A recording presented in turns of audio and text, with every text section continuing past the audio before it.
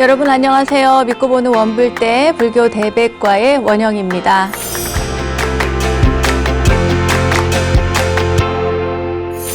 수천 년 전부터 과학자들은 웃음은 왜 생기며 건강에 어떤 영향을 주는지 연구해 왔다고 해요. 그래서 얻어낸 결론들. 웃음은 심장을 튼튼하게 한다. 웃음은 암도 물리친다. 웃음은 면역력을 키워준다. 라고 합니다. 돈을 내지 않고도 이렇게 건강을 지킬 수 있다니 당연히 많이 웃고 건강을 지켜야겠죠? 잠시 여러분의 하루를 떠올려 보십시오. 하루 24시간 중에 잠자는 시간을 빼고 나는 몇 번이나 웃고 또 얼마나 많이 웃나 하고요. 돌아보면 그리 많이도 또 그리 긴 시간도 걸리지 않습니다. 그걸 알아차릴 수 있을 거예요. 가볍게 한번 여러분 웃어보십시오.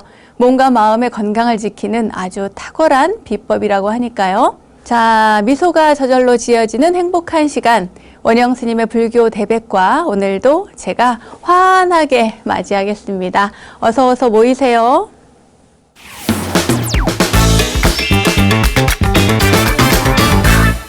원영 스님의 불교 대백과 첫 순서는 알고 보면 약이 되는 수많은 불교의 이야기들과 불교 지식을 내 안에 원영 스님의 불교 대백과 지식인 시간입니다. 종교는 개인적 차원과 사회적 차원에서 다양한 기능을 수행하고 있습니다. 우선 개인적 차원에서는 삶과 죽음, 그리고 자기 자신, 존재의 의미에 대해서 해석의 틀을 제공하고요. 또 우리가 해결할 수 없는 것에 대한 어떤 좌절, 불안, 두려움 이런 것들을 해소하면서 위안을 주기도 하죠. 그렇다면 사회적 차원에서는 어떨까요? 우선 사회 구성원들에게 공통된 가치를 제시함으로써 이 공동체, 우리 사회 내부의 연대감 그리고 일체감을 주고요. 사회 통합에 이바지할 수 있습니다. 또 사회적 무질서를 예방하고 억제해서 사람들의 일탈 행위를 방지하는 사회 통제 기능도 있다고 하죠. 예를 들어서 불교의 계율이 바로 그러한 역할을 하고 있습니다. 자, 이러한 종교의 기능에 대해서 제가 오늘 이렇게 왜 길게 장황하게 말씀을 드리느냐. 왜냐하면 오늘부터 함께할 수업이 바로 불교 기초교리 강좌이기 때문입니다. 어떠한 종교든지 간에 그 종교에 귀의하겠다는 발심이 서고 나면 그 종교가 무엇을 말하는지, 교리가 무엇인지, 또 가르침은 무엇인지 제대로 한번 알아봐야겠죠. 그래서 우리 불자님들을 위해서 준비했습니다. 오늘부터 원영 스님의 불교 기초교리 강좌를 시작하는데요. 자, 오늘부터 저와 함께하는 시간은 아마 학창시절에 달달달달 외웠던 그 시험 공부와는 조금 다를 겁니다. 금방 잊어버리지 않고 아마 오래 기억하실 겁니다. 왜냐하면 원리부터 이해까지 제가 쪽집게 선생이 되어드릴 거니까요. 다만 주의할 점이 있습니다. 뭐냐 하면 불교 교리에 있어서 오늘부터 제가 하는 기초교리는 초기 불교를 기반으로 한다는 것을 말씀드립니다. 대승불교의 교리, 그러니까 대승불교의 관점과는 약간 다르기 때문에 해석이 조금 다를 수 있습니다. 어떤 스님은 이렇게 말씀하셨는데, 아니 어떤 스님은 그렇게 말씀하시지 않았는데 이렇게 혼동하실 수도 있습니다. 이 불교라고 하는 것은요, 아시다시피 2600여 년간 발전해 오면서 다양한 방법과 해석으로 소개되어 왔습니다. 84,000 법문을 한나로 이렇게 쭉 깨어서 이렇게 전해준 것은 별로 없습니다. 왜냐하면 다양한 사람들이, 수많은 이 학자들 그리고 수행자들이 다른 관점으로 보아왔고 해석했기 때문입니다. 그 장점으로는 불교 사상이 굉장히 풍부해졌다는 것입니다만 단점으로는 근본 정신에서 약간 비켜난 해석도 없지 않습니다. 그러니까 오해하지 마시고요. 각각 해석이 조금 다른데 우리 원영 스님은 이렇게 하는구나, 이렇게 보고 있구나, 이렇게 이해하시면 되겠습니다. 자, 그럼 잘 될지는 모르겠지만 부처님께서 말씀하신 세상의 진리, 불교의 교리는 무엇인지 지금부터 알아보도록 하겠습니다.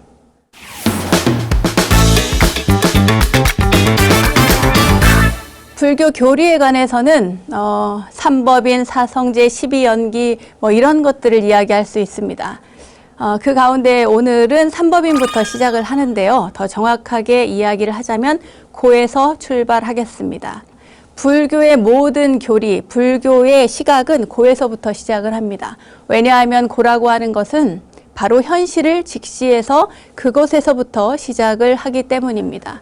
이 고라고 하는 것은요, 내가 살아가고 있는 이 삶이 너무나 고통스럽기 때문에 거기에서부터 출발한 거거든요.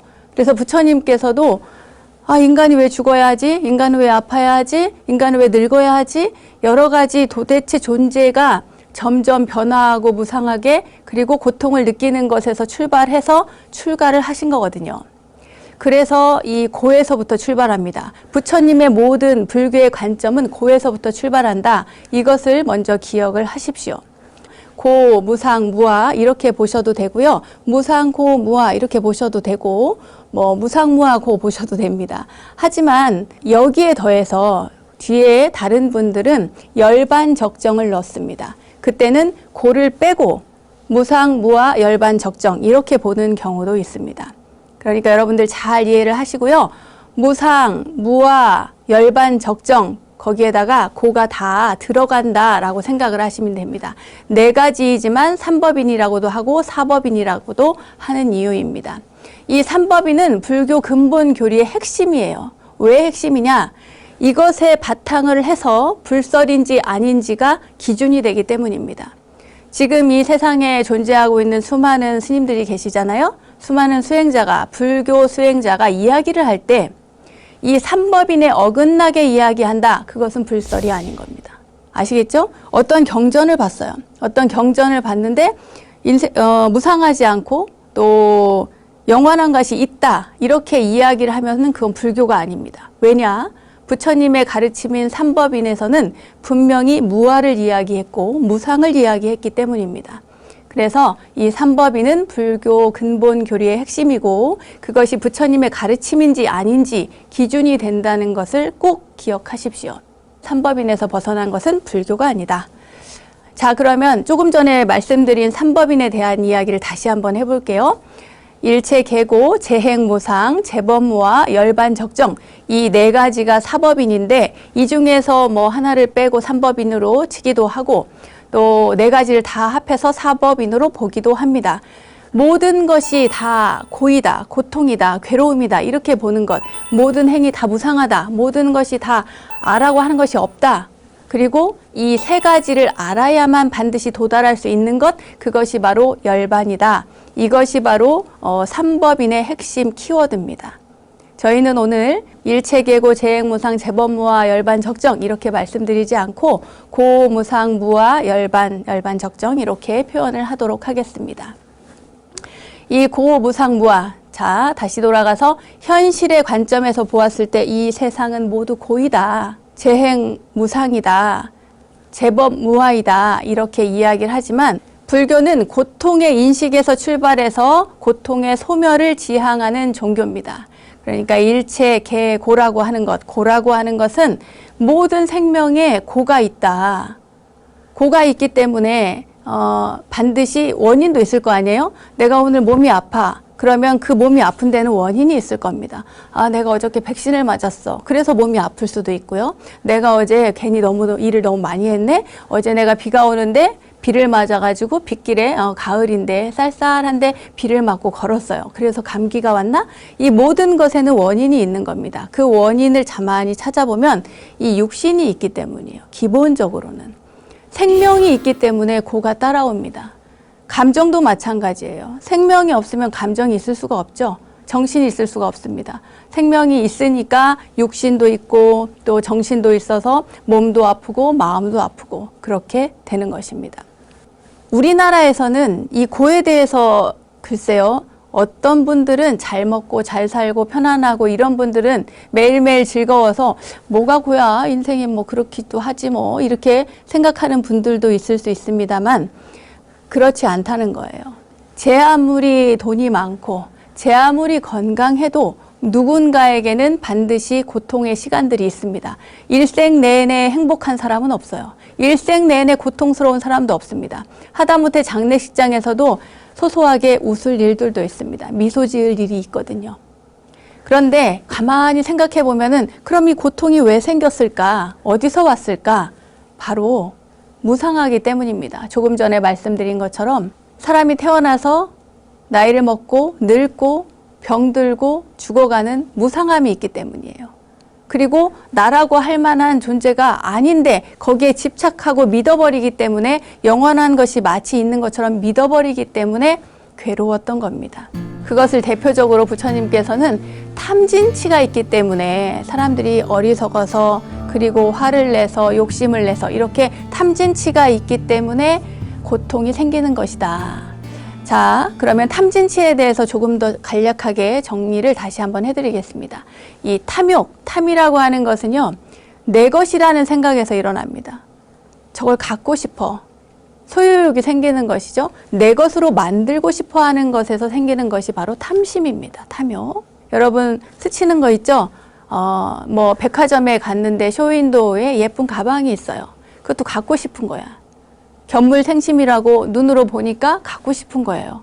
그걸 내 것으로 만들려고 하는 마음이 바로 탐심입니다. 지는 뭐예요? 분노죠. 화를 내는 것. 그것은 내가 옳다는 생각에서 비롯됩니다. 누구랑 얘기를 하는데 자기 의견을 얘기했는데 상대방이 받아들여주지 않잖아요? 그럼 화가 나는 거예요. 내 말이 맞는데 내 생각에 따라주기를 바라는 마음으로 인해서 생기는 것이 바로 진심입니다. 그리고 치, 어리석을 치, 이것은 내가 존재한다는 생각. 그러니까 이렇게 불교의 가르침을 이야기를 하잖아요. 다 이 세상의 모든 것들은 고를 느끼고 있고 고가 있고 그리고 모든 것은 무상하고 그리고 모든 것은 영원한 것이 없다라고 하는데 이것을 모르고 영원한 것이 있다라고 생각하는 이 어리석음, 내 것으로 만들 수 있다라고 하는 어리석음, 이 모든 어리석음을 바로 치라고 합니다. 그래서 탐진치가 바로 고의 원인이 될 수 있다는 거죠. 자, 이 고해는 경험적으로 느낄 수 있는 감각적 고통뿐만 아니라 이 불만족, 내가 만족하지 못하고 충분하지 않다고 생각하는 것 모든 것들을 포함하고 있습니다. 그래서 항상 변화해서 영원한 자아가 없는 존재, 그 자체가 바로 고통이라고 하는 것입니다. 석가모니 부처님께서 출가해서 수행을 하시고 깨달음을 위해서 그렇게 힘들게 정진하신 것은 바로 이러한 고통을 해결하기 위해서였어요. 그래서 바로 불교는 고에서 시작한다고 말씀드린 겁니다. 깨달음을 얻은 뒤에 처음으로 행한 설법, 부처님께서 그 녹야원에서 행한 설법 가운데에는 고진멸도, 사성제에 관한 설법이 있는데요. 여기에서도 바로 고에 대한 인식에서부터 출발을 합니다. 그래서 고의 소멸을 지향하는 종교이기 때문에 고의 인식에서 그 고를 소멸하는 방법에 이르기까지 이야기를 하는 겁니다. 이러한 고는요, 불교에서는 이렇게 정리를 해놨어요. 고에는 어떤 종류가 있는지. 그것을 사고, 팔고라고 합니다. 뭐 물건 사고 팔고가 아니고요. 4가지 고통, 8가지 고통을 이야기하고 있습니다. 사고는 굉장히 쉽게 잘 알고 있습니다. 생로병사, 생로병사 이 4가지 태어나고, 늙고, 병들고, 죽는 이 4가지 괴로움을 사고라고 하고 있습니다. 우리가 아기가 태어나면 막 기뻐하잖아요. 축하도 하고. 그런데 그때가 지나고 나면은 잘 자라고 뭐 성장하고 이러면 너무나 기뻐하지만 나이가 먹어서 25세, 28세를 지나서 점점 이 육신이 퇴화되기 시작하고 더 나이를 먹어서 늙고 병들고 죽음에 이르는 그 과정에서는 모두가 슬퍼합니다. 기쁨만 있는 것이 아니라 슬픔이 더 오랜 시간 이어져 가고 있는 것이죠. 여기에 4가지 고통을 더합니다. 첫째는 사랑하는 사람과 헤어지는 고통입니다. 사랑하는 사람과 여러분 헤어지신 적 있죠? 누구나 다 한 번쯤은 경험을 해보셨을 겁니다. 사랑하는 사람과 헤어지는 고통이 얼마나 힘든 일인지 제가 아는 분 가운데는요, 이 시대를 살아가는데도 남편분이 먼저 돌아가시니까 그 선산에 모셨거든요. 모셨는데 그 집을 떠나서 그 선산 옆에 작은 집을 빌려서 그곳에 머물면서 그 남편의 묘를 이렇게 보아주는, 살피는 그런 분도 제가 본 적이 있습니다. 저렇게까지 할 수 있나 저는 굉장히 충격이었는데요. 이별의 고통이 그만큼 힘들다는 것입니다. 이것을 애별리고라고 합니다. 애별리고. 그런데 이렇게 사랑하는 사람은 오래 같이 있고 싶은데 못 있어서 이렇게 헤어져서 괴로운데, 아예 살다 보면은 싫어하는 사람은 왜 이렇게 자주 만나요? 그죠? 너무 자주 만납니다. 저 사람은 좀 안 보고 싶어. 아유, 저 사람은 좀 안 만나고 싶어. 그런데 꼭 무슨 원수는 외나무 다리에서 만난다고 뭔가 직장에서도 그 일을 같이 한다거나 이런 일도 있고, 또 글쎄요, 어디 갔는데 내가 오늘은 저녁 먹으러 가족들이랑 아무개 식당에 갔는데 하필이면 내가 싫어하는 그 사람이 그 식당에 밥 먹으러 왔어요. 그래서 어쩔 수 없이 합석을 하게 되거나 뭐 이런 일도 있습니다. 이렇게 싫어하는 사람을 만나게 되는 괴로움, 이것을 원증회고라고 합니다. 원증회고. 그러니까 좋아하는 사람도 만들면 안 되겠고 싫어하는 사람도 만들면 안 되겠는데 이게 잘 안 되죠. 그죠? 예. 자, 세 번째는 원하는 것을 얻지 못하는 괴로움입니다.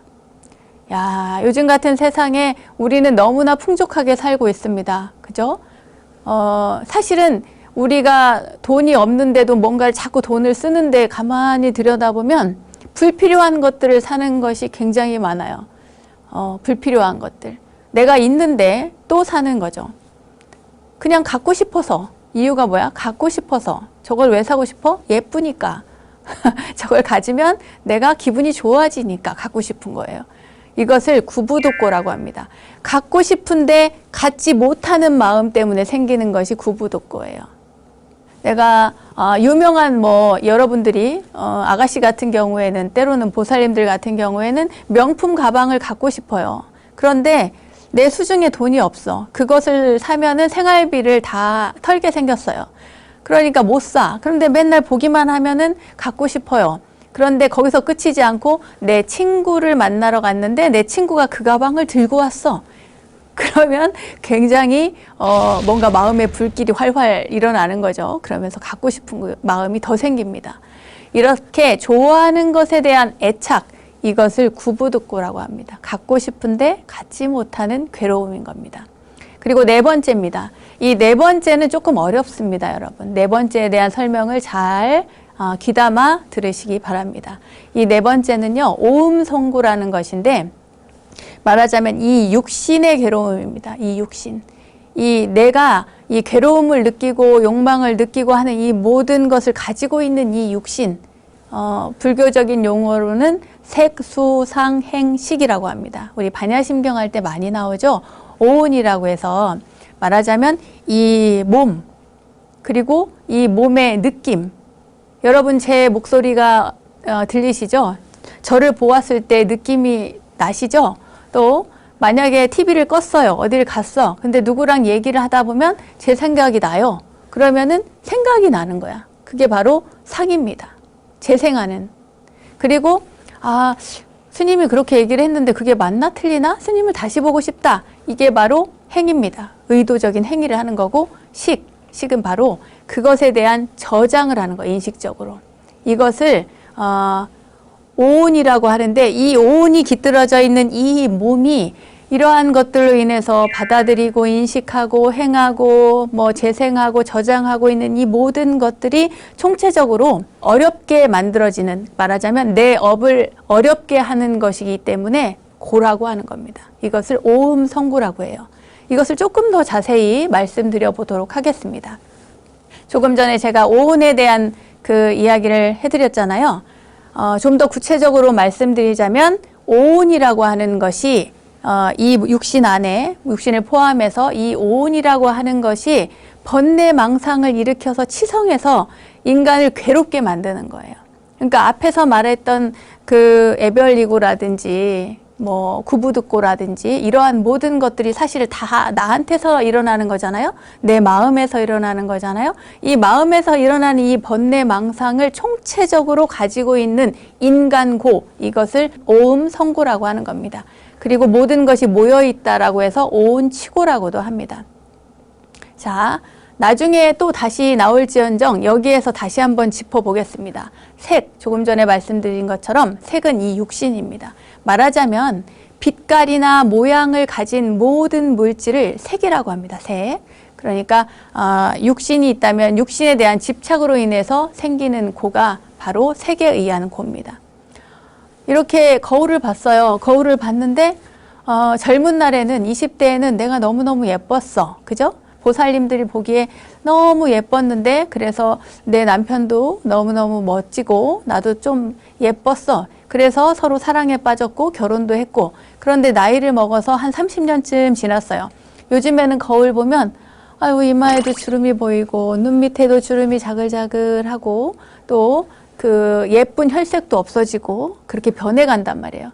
아 내가 이제 이렇게 늙어가고 있구나 하면서 이제 속이 상하는데 누구나 다 속이 상합니다.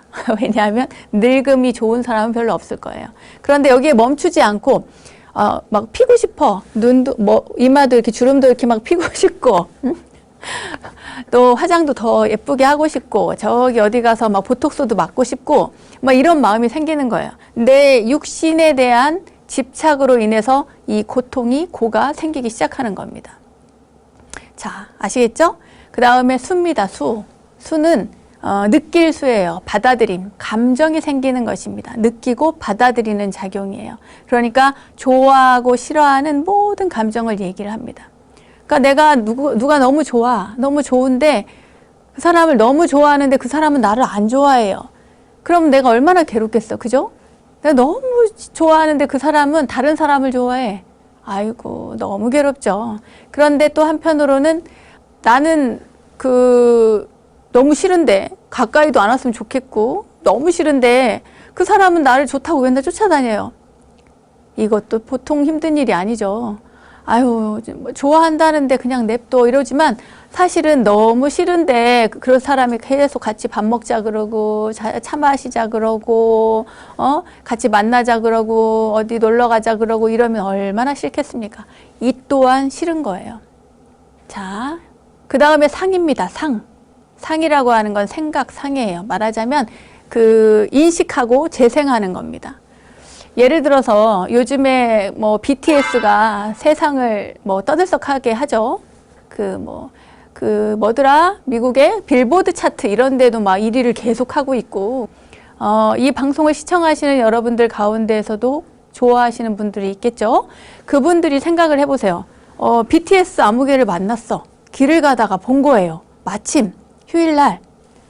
이건 좀 너무 불가능한가? 현실 가능성이 너무 없나? 다른 사람으로 해야 될 것 같은 느낌이 드네요.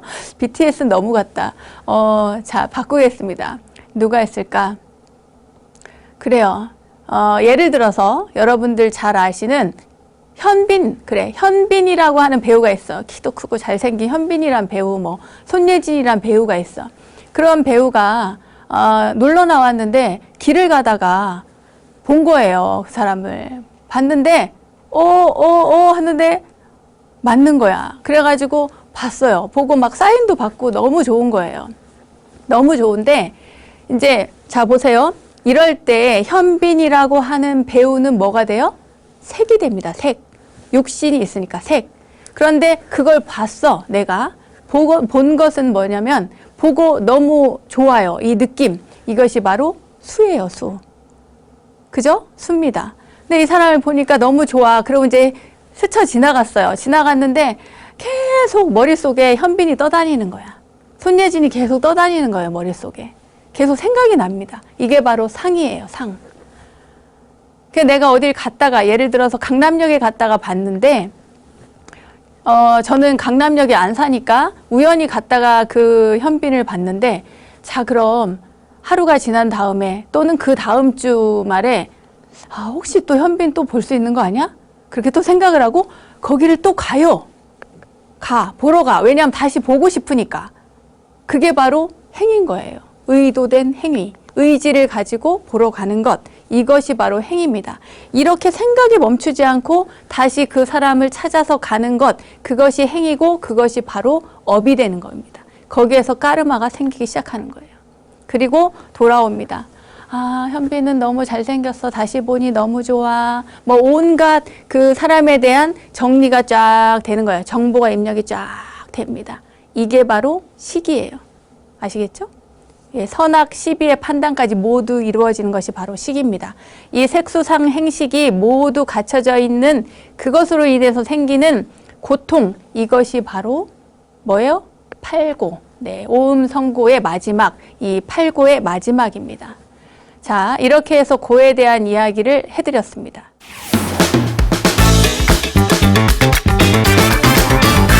자, 이제 삼법인 가운데 재행무상, 이 무상에 대해서 말씀드리도록 하겠습니다. 이 무상이라는 것은 결국 고의 원인이 되었다고 했잖아요.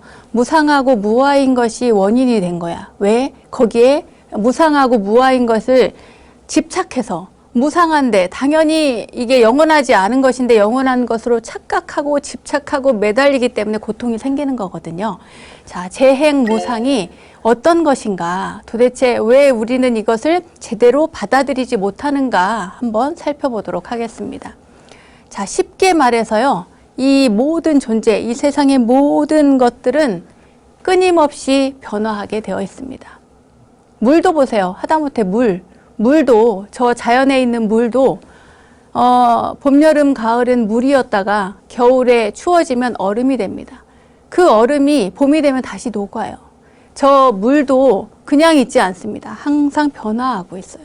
또 물속에 벌레도 생겼다가 벌레가 없어졌다가 그 벌레가 커졌다가 하듯이 다 그 물 속에서도 수많은 변화들이 일어나는 겁니다.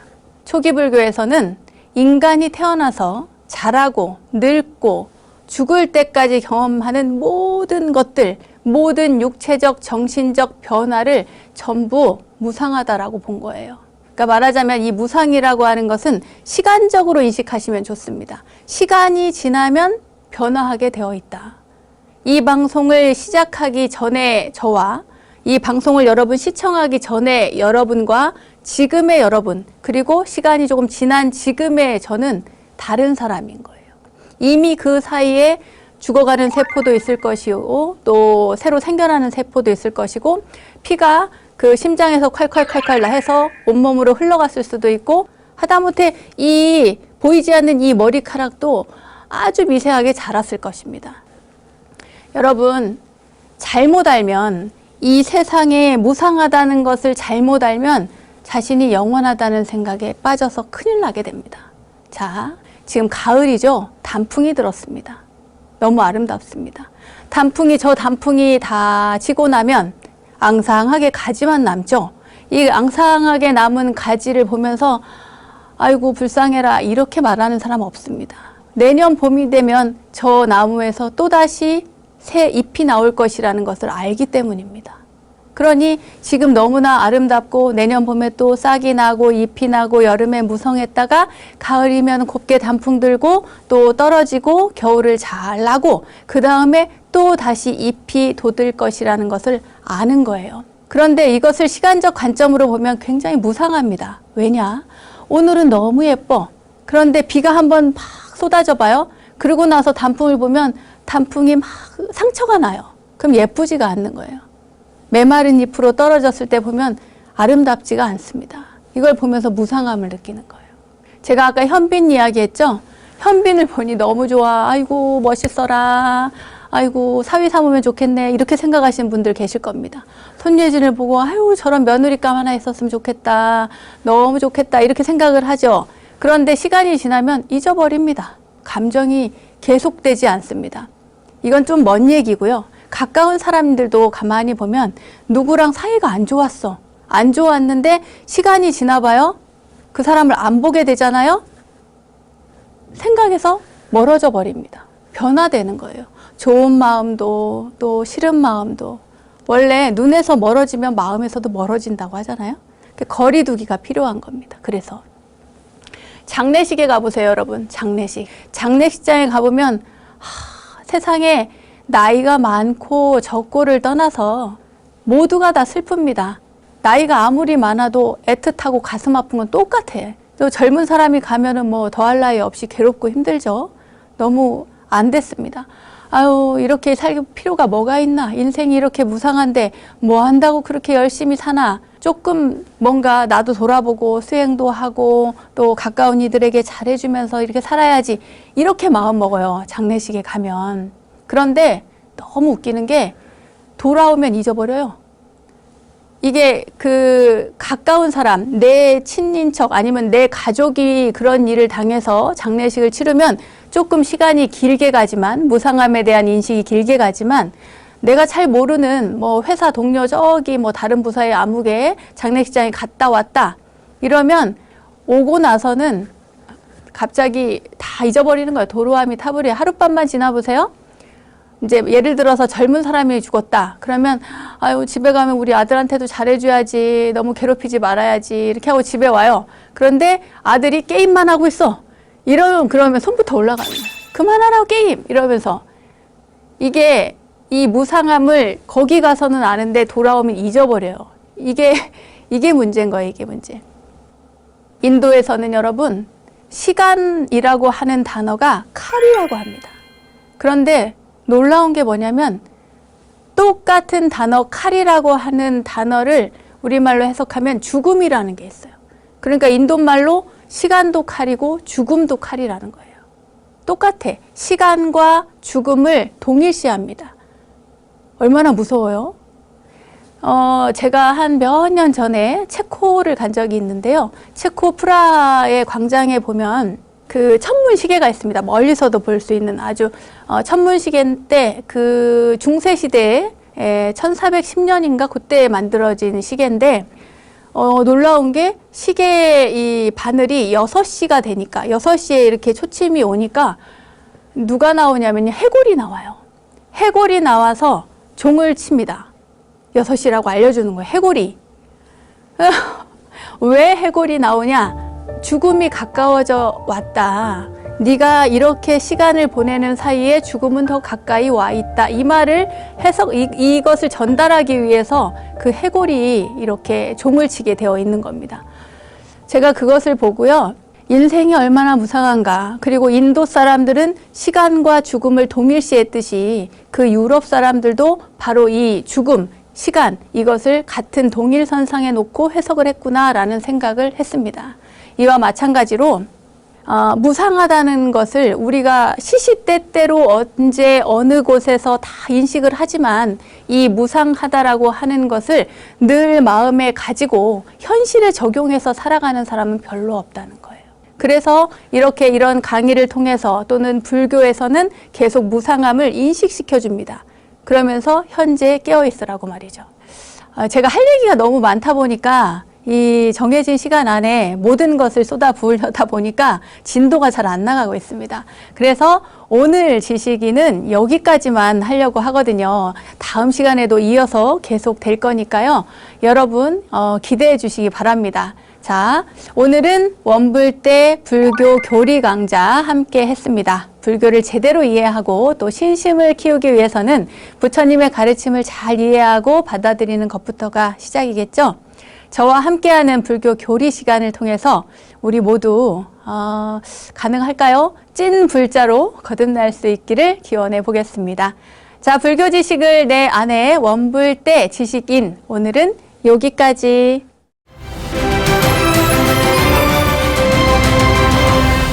저절로 알게 되는 사찰 이야기, 오늘은 이절로 아니 저절로 시간입니다.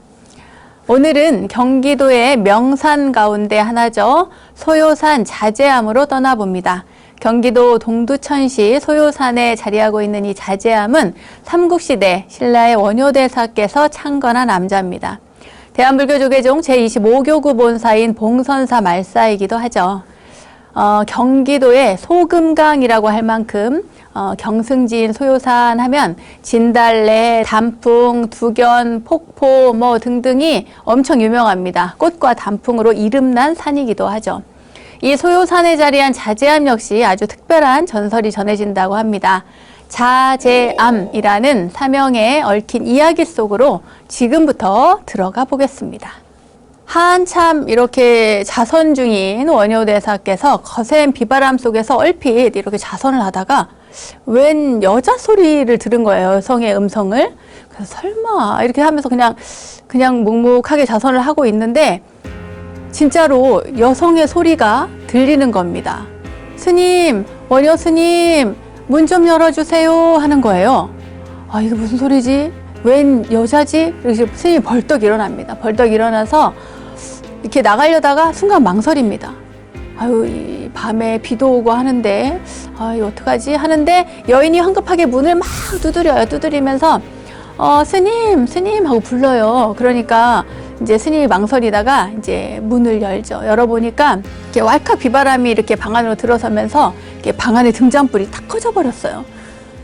그래가지고 이렇게 보니까 어떤 여인이 잘 안 보이는데 아무튼 여인이 스님 죄송합니다. 이렇게 어두운 밤에 찾아와서 너무 죄송합니다. 칠흑 같은 어둠 속에서 비를 맞고 서 있는 이 여인을 보고 스님이 이거 들어오라고 해야 되나 말아야 되나 이렇게 잠시 망설임이 생기는 거예요. 그런데 여인이 되게 간절한 목소리로 스님 하룻밤만 지내고 가게 해주세요. 스님 하룻밤만 지내고 가게 해주세요. 밖에 비가 너무 많이 오고 너무 어둡고 갈 수가 없어요. 막 하는 거예요. 그래서 이제 스님이 고민을 하다가 하는 수 없이 자비심으로 이렇게 들어오게 해요. 들어오게 합니다. 들어오는데 이제 불이 꺼졌을 거 아니에요. 아까 이렇게 문을 여는 바람에 바람이 확 들어와가지고 이제 불이 꺼졌거든요. 캄캄하게. 그러니까 여인이 스님 불이 너무 불 좀 켜주시면 안 돼요? 너무 깜깜해서요. 하면서 이제 여인이 얘기를 합니다. 그래서 이제 또 스님이 또 시키는 대로 묵묵하게 불을 이제 해서 붙여서 등잔에 불을 옮기죠. 그러니까 방이 환하게 밝아지면서 여인을 이렇게 딱 쳐다보니까 그 한복 입은 여인이 비를 쫄딱 맞아가지고 여인의 그 몸매 실루엣이 확 드러나는 겁니다. 너무 아름답게. 그러면서 와들와들 떨고 있는 거예요, 여인이. 너무 아름다운 거예요. 그래가지고 이제 이 여인이 떨면서 스님한테 애원을 합니다. 뭐라고 하냐면 스님 추워서 견딜 수가 없어요. 제 몸 좀 녹여주세요. 제 몸 좀 비벼주세요. 이렇게 얘기를 하는 거예요. 뭐라는 거야 도대체 뭐라는 거야. 그런데 이 스님이 잠시 이 여인의 모습에 이렇게 넋을 놓고 쳐다보고 있다가 정신이 버뜩 드는 거예요. 아유, 이거 어떡하지? 그래서 이제 눈을 감고 있다가, 아니, 이 스님도 참 딱하신 것이, 춥다 그러면은 이불 하나 꺼내가지고 이렇게 덮어주면 되는데, 그 여인을 또 이렇게 문질러줘요. 비벼주고, 주물러주고 합니다. 왜냐, 모든 것은 마음 따라 일어나는 거지, 내 마음에 색심이 없으면 이 여인이야 뭐 목석이나 다를 바 없지. 이렇게 딱 생각을 하고 이 여인의 온몸을 이렇게 만져주거든요. 근데, 나무 토막이 아니죠, 여인은. 그렇게 나무 토막일 수가 없는 겁니다. 그래서 스님이 이럴 수가 있나 하면서 내 오랜 수행을 이 하룻밤 사이에 이렇게 허물 수는 없다. 이렇게 각오를 단단하게 합니다. 내가 이미 저기 중국 갈 때 해골물도 먹고 해골인 줄 모르고 마셨을 때는 그것이 너무 달고 맛있는 물이었는데 해골인 줄 알고 해골 속에 들어있는 물인 줄 아침에 알았을 때는 구토가 났거든요. 그때 이미 일체 유심조의 도리를 내가 깨달았는데 내가 이 여인으로 인해서 이렇게 공부를 망칠 수가 없다. 이렇게 생각을 하신 겁니다. 그리고 여인의 몸을 다시 이제 만지면서 이번엔 연부를 해요. 여러분, 나무아미타불이라는 게 사실은 우리나라에 전역에 퍼지는 것은 원효 스님 덕분입니다. 원효 스님께서, 원효대사께서 아이들에게, 어린 아이들에게 나무아미타불, 나무아미타불 이렇게 자꾸 가르쳐 주면서 이게 그 전국으로 퍼지기 시작했거든요. 신라 시대 때.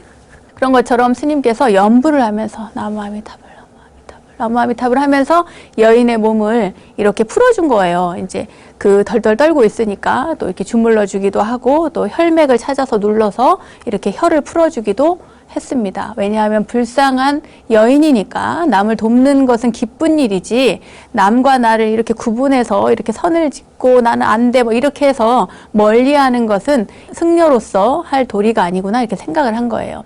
한 생명을 위해서 하는 행위이기 때문에 자비심으로 하는 거니까 괜찮다고 생각을 한 겁니다. 스님이 그래서 이제 정성껏 그 여인의 몸을 주물러 줘가지고 여인의 몸이 따뜻해지기 시작한 겁니다. 근데 이제 정신을 차린 여인이 갑자기 정신을 차리고 몸도 따뜻해지고 난 다음에 스님한테 일어나서 아주 막 되게 요염한 미소를 지으면서 앉아요. 약간 유혹의 눈길로 막 스님을 바라보면서. 그러니까 이제 스님이 갑자기 경계심을 확 느낀 거예요. 아니 뭐야 이렇게 생각을 하고 스님이 갑자기 밖으로 탁 뛰쳐나갑니다. 아유, 안 되겠다. 정신 차려야겠다. 이러면서 팍 뛰쳐나갔더니 벌써 이제 아침인 거예요. 근데 해가 탁 떴습니다. 그래서 스님은 정신 차려야겠다 싶어서 옷을 훌렁 벗고 그 옥류천, 그 산에 있는 옥류천 그 맑은 계곡물에 몸을 담급니다. 아유, 그러고 나서 이제 정신을 차리고 정신 차리자 이렇게 하고 있는데 이번에는 그 여인이 조금 전까지 막 춥다는 둥 덜덜 떨고 막 난리인 그 여인이 갑자기 오더니 스님 저도 목욕 좀 해야겠어요. 막 이러더니 옷을 벗고 물속으로 들어오는 거예요. 아니 이 여인은 도대체 왜 이러는 걸까? 아무튼 그래서 그 스님을 유혹하려고 하는 그런 그 포즈를 취하는 것처럼 보이는 거예요. 스님 눈에는. 그러니까 스님이 눈을 부릅뜨고 너는 도대체 나를 유혹해서 어쩌자는 거냐? 뭐 이러면서 이제 호통을 쳐요. 그러니까 이 여인이 하는 말이 아유, 스님도 참 제가 어디 스님을 유혹했어요. 스님이 저를 그 세간으로 보시면서 이렇게 얘기를 하는 거예요. 그러니까 이제 스님이 깜짝 놀랍니다. 그 여인은 가만히 있었고 자신을 세간, 그러니까 색심을 가지고 바라본 것은 바로 원효 스님 당신이다 이 얘기인 거예요. 그러니까 순간 큰 방망이로 한 대 얻어맞은 것처럼 이렇게 느꼈죠.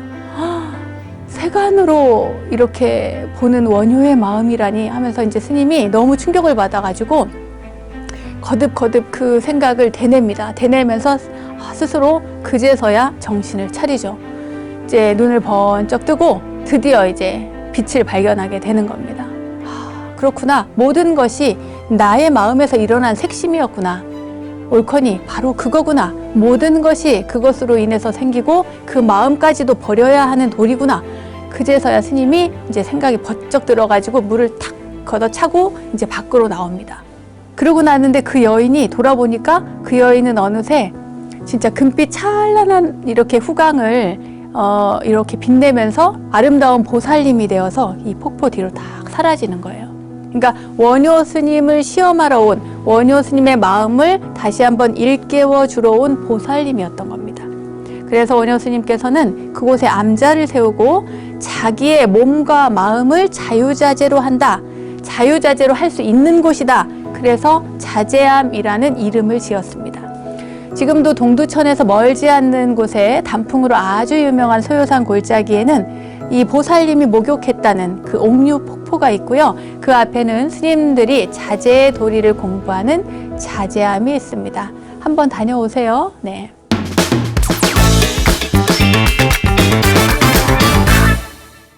원영 스님의 불교 대백과 오늘도 즐거운 시간, 유익한 시간 되셨나요? 세상의 모든 불교 이야기들을 모아서 전해드리고 있는 원영 스님의 불교 대백과 오늘은 불교 기초교리 강좌 첫 시간으로 삼법인에 대해서 조금 공부해 봤고요. 다음 시간에도 이어질 겁니다. 소요산 자재암 전설까지 전해드렸습니다.